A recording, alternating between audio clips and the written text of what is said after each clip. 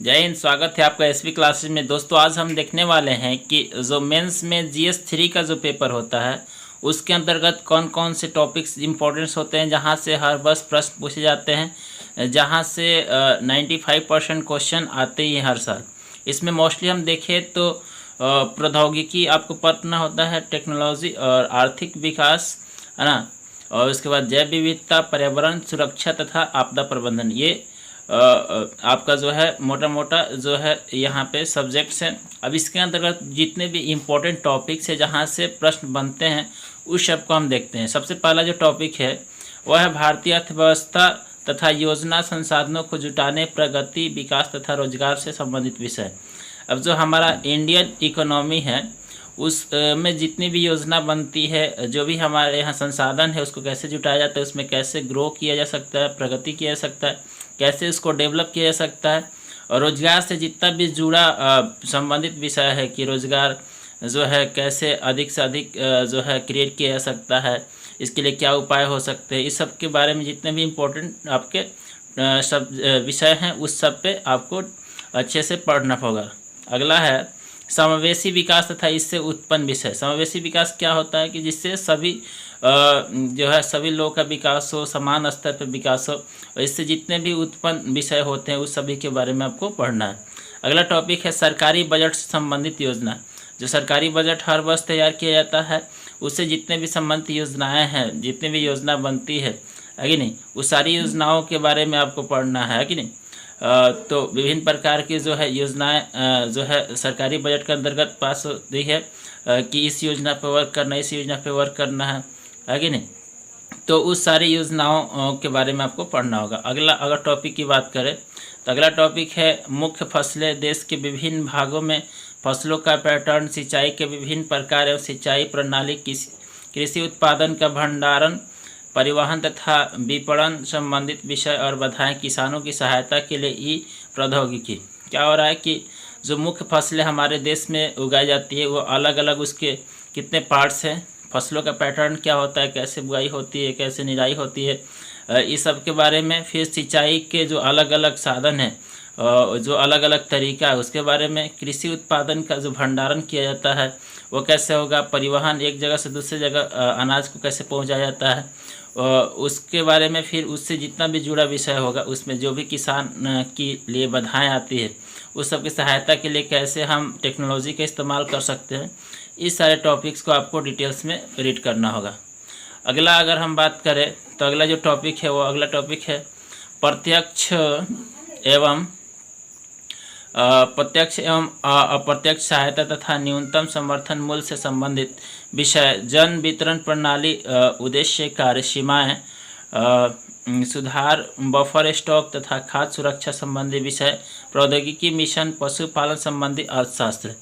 अब जो है यहाँ पे देखना है कि जो प्रत्यक्ष या अप्रत्यक्ष सहायता जो है होता है, चाहे वो डायरेक्टली हम सहायता करें या इनडायरेक्टली, इसमें जो है न्यूनतम समर्थन मूल्य जो सबसे कम जो है मूल्य होता है, समर्थन मूल्य होता है, उससे जुड़ा हुआ जितना भी विषय है।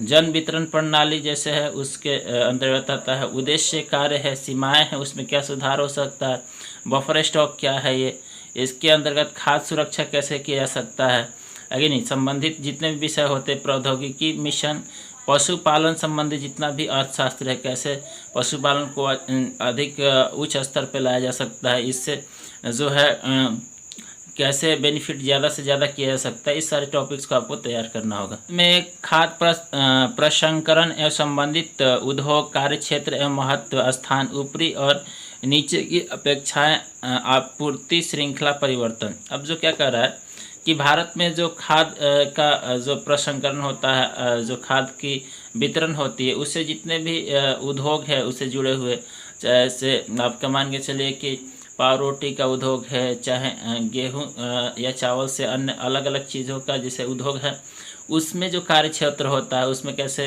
कार्य होता है उसके बारे में। फिर उसके जो इम्पोर्टेंस है, महत्व उसका क्या है, उसका स्थान, फिर ऊपर नीचे की उपेक्षा, उससे क्या उपेक्षाएँ की जाती है कि कितना वो जो है इकोनॉमी में हेल्प करे या फिर जो है कितना जनता के लिए वर्क कर रहा है। आपूर्ति श्रृंखला परिवर्तन यानी कि कैसे जितनी इसकी मांग है उसकी पूर्ति हो रही कि नहीं, इस सब चीज़ों के बारे में जो है आपको डिटेल्स में पढ़ना है। अगला टॉपिक पढ़ना है भारत में भूमि सुधार। भारत में जो भूमि है उसकी मापी, उसकी चकलाबंदी, अलग अलग जो उससे संबंधित जितने भी चीज़ें हैं भूमि के बारे में, उस सारी चीज़ों को आपको रीड करना होगा।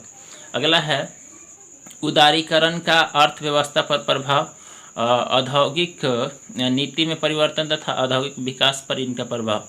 क्या कर रहा है कि जो उदारीकरण होता है इसका क्या अर्थव्यवस्था पर प्रभाव पड़ता है, औद्योगिक नीति में जो परिवर्तन क्या किया जा सकता है कि नहीं, और औद्योगिक विकास कैसे किया जा सकता है, कैसे प्रभावित करता है, इस सारे टॉपिक्स को आपको रेडी करना होगा। अगला टॉपिक है बुनियादी ढांचा, ऊर्जा, बंदरगाह, सड़क, विमानपत्तन, रेलवे आदि, है ना। जैसे बुनियादी ढांचा मतलब स्टार्टिंग से जो ढांचा तैयार किया गया है, चाहे वो ऊर्जा का हो, बंदरगाह का हो, या सड़क का हो, या विमानपत्तन का हो, रेलवे का हो, इस सब के बारे में जो भी जो उसका बेसिक स्ट्रक्चर है उसके बारे में पढ़ना होगा। ऊर्जा का उत्पादन कैसे होता है, क्या है, कैसे वितरण होता है, बंदरगाह में जो शिप होता है वह कैसे वहाँ पे आता है, कैसे उससे लोडिंग और उससे सामान उतारा जाता है, ये सब चीज़ें के बारे में, सड़क के बारे में, जो एरोप्लेन चलता है उसके बारे में, रेलवे के बारे में, सबका जो बेसिक स्ट्रक्चर है उसके बारे में आपको पढ़ना होगा। अगला टॉपिक है निवेश मॉडल। जो निवेश होता है चीज़, पैसे, या फिर जैसे हम कहीं पे पैसे को निवेश करते हैं उसका क्या उसका ग्रोथ होता है, कैसे उसमें चेंजिंग होता है, उसके बारे में जो है रीड करना पड़ेगा। अगला है विज्ञान एवं प्रौद्योगिकी विकास एवं अनुप्रयोग से रोज़मर्रा के जीवन पर इसका प्रभाव। क्या कह रहा है कि जो विज्ञान है और जो टेक्नोलॉजी है उसका विकास कैसे हो रहा है और उसके प्रयोग से जो हमारे जीवनचर्या है उस पर क्या प्रभाव पड़ रहा है, उसका कितना अच्छा प्रभाव पड़ रहा है, कितना उसका बैड इफेक्ट पड़ रहा है, इस सब चीज़ों के बारे में आपको पढ़ना होगा। अगला टॉपिक है विज्ञान एवं प्रौद्योगिकी में भारतीयों की उपलब्धियाँ, देशज रूप से प्रौद्योगिकी का विकास और इन प्रौद्योगिकी का विकास। क्या है कि जो हमारा साइंस है, जो टेक्नोलॉजी है, उसमें भारतीयों की कितनी उपलब्धियाँ हैं, भारतीय लोग उसमें कितने सहयोग कर रहे हैं, किए हैं और कितना कर रहे हैं, या फिर हमारे देश जो है देशज रूप से जितने भी टेक्नोलॉजी का विकास हुआ है, ये सब प्रौद्योगिकी में विकास अभी हो रहा है कि नहीं, या फिर वहीं पे स्टॉक है, उससे आगे नहीं बढ़ा, इस सब चीज़ों के बारे में आपको रीड करना होगा। अगला टॉपिक की बात करें तो अगला टॉपिक है आपका सूचना प्रौद्योगिकी, अंतरिक्ष, कंप्यूटर, रोबोटिक्स, नैनो टेक्नोलॉजी और बौद्धिक संपदा और अधिकारों से संबंधित विषयों के संबंध में जागरूकता। अब जो है यहाँ पे अगर हम बात करें तो यहाँ पे देख सकते हैं कह रहा है कि जो सूचना है, सूचना प्रौद्योगिकी, जैसे इंफॉर्मेशनल जितने भी चीज़ें होती है उसके बारे में, अंतरिक्ष, कंप्यूटर, अंतरिक्ष कैसे वर्क करता है अंतरिक्ष में, अंतरिक्ष के बारे में, फिर कंप्यूटर के बारे में, जो रोबोटिक्स आजकल बहुत ज़्यादा चीज़ें ट्रेंड में आ रही है, रोबोटिक हर जगह यूज़ हो रहा है, नैनो टेक्नोलॉजी क्या होता है इसके बारे में, और बौद्धिक संपदा जो है ना, जहाँ पे आपकी बुद्धिमत्ता की जांच होती है, फिर उससे जितने भी अधिकार जुड़े हुए हैं उस सब के बारे में आपको जागरूक करना लोगों को, ये सब। अगला टॉपिक है संरक्षण, पर्यावरण प्रदूषण और क्षरण और पर्यावरण प्रभाव का आकलन। यानी कि जो यहाँ पे प्रोटेक्शन होता है, जो हमारा इन्वायरमेंट है उसमें का जितना भी पॉल्यूशन है उसके बारे में, उसका कैसे क्षरण किया जा सकता है, जो इन्वायरमेंट है उस पर क्या इफेक्ट पड़ता है, और उसका जो एक इवेल्युएट करना है, आकलन करना है, उसके बारे में आपको रीड करना है। अगला टॉपिक है आपदा और आपदा प्रबंधन। आपदा क्या होता है, बाढ़, सुखाड़, आगे नहीं, या फिर और भी अलग अलग प्रकार की आपदाएं हैं, भूकंप या फिर रेडिएशन, बहुत तरह की आपदाएं आती है और उसका क्या प्रबंधन हो सकता है, क्या उपाय हो सकता है, उसके बारे में रीड करना है आपको। अगला टॉपिक है विकास और फैसले, उग्रवाद के बीच संबंध।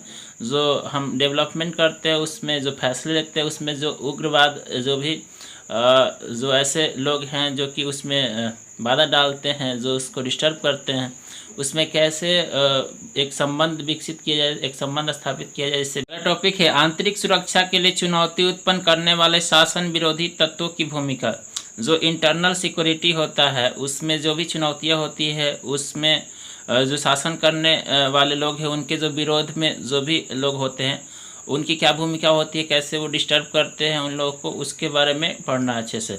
अगला टॉपिक की बात करें तो अगला टॉपिक है संचार नेटवर्क के माध्यम से आंतरिक सुरक्षा को चुनौती। आंतरिक सुरक्षा चुनौतियों में मीडिया और सामाजिक नेटवर्किंग साइटों की भूमिका साइबर सुरक्षा की बुनियादी बातें, धन शोधन और इसे रोकना।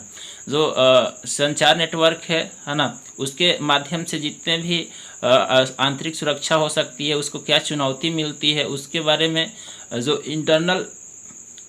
जो इंटरनल आपका सिक्योरिटी है उसमें क्या क्या चुनौतियाँ आती है, जैसे मीडिया है, जो सामाजिक नेटवर्किंग होता है, जैसे आजकल बहुत सारे सोशल मीडिया प्लेटफॉर्म है कि नहीं, चाहे फेसबुक हो, व्हाट्सएप हो या अलग अलग माध्यम से साइटों की जो भूमिका है, जो उसके बारे में जो साइबर सुरक्षा कैसे किया जा सकता है, किसी भी व्यक्ति की जो व्यक्तिगत जो है इंफॉर्मेशन उसको छिपा कर रखा जाए, उसकी क्या बुनियादी बातें होती है, बेसिक जो भी इंफॉर्मेशन उसके बारे में होती है, धन शोधन जो है जो वेल्थ के बारे में है ना, और उसको कैसे रोका जा सकता है, इस सब के बारे में आपको डिटेल से पढ़ना होगा। अगला टॉपिक है सीमावर्ती क्षेत्रों में सुरक्षा चुनौतियां, उनका प्रबंधन, संगठित अपराध और आतंकवाद के बीच संबंध। जो हमारा बॉर्डर है उस क्षेत्र में जितने भी सिक्योरिटी है उसके प्रति क्या चुनौतियां आती है और उनका कैसे प्रबंधन कैसे कर सकते हैं, कैसे उसको कम किया जा सकता है। उसमें जो अपराध के बीच संबंध है, उसमें जितने भी इधर से मिले हुए लोग होते हैं उनके बारे में, और जो आतंकवाद होता है आगे नहीं, अलग दूसरे देश से लोग आके यहाँ पे जो है उपद्रव फैलाते हैं उसके बारे में, और यहाँ के जो लोग हैं उसके बारे में क्या कनेक्शन होता है उसके बारे में अच्छे से आपको रीड करना होगा। लास्ट जो टॉपिक है वह है विभिन्न सुरक्षा बल और संस्थाएं तथा उनके अधिदेश। जो अलग अलग प्रकार के जो फोर्सेज है उनकी जो ऑर्गेनाइजेशन है और उसमें जितने भी आदेश हैं उनको कैसे वर्क करना होता है, क्या वर्क प्रोसेस होता है, इस सभी के बारे में आपको डिटेल से पढ़ना है। तो ये था GS 3 का